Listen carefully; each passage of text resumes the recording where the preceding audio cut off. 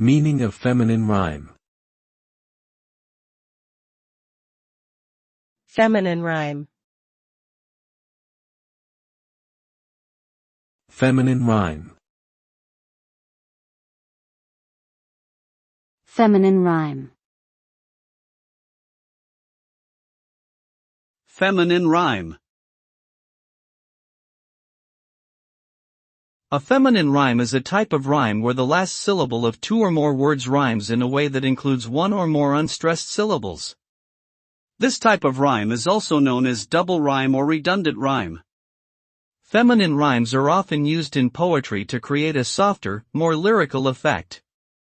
They can also be used to draw attention to certain words or phrases and to create a sense of continuity or flow in the poem.